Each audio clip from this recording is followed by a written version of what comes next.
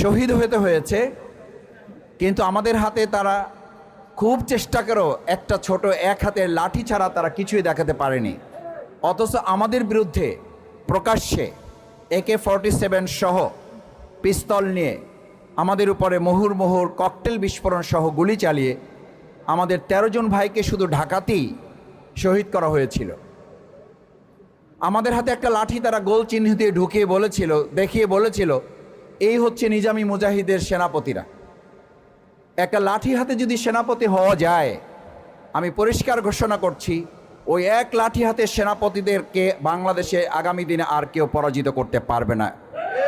কারণ আমরা সেদিন একটা লাঠি হাতে শুধু যাইনি, আমরা মানুষের ভালোবাসা, আল্লাহর উপরে ভরসা করে আমাদের জনশক্তির ত্যাগ এবং কোরবানির সর্বোচ্চ নাজরানা দেশের জন্য, গণতন্ত্রের জন্য।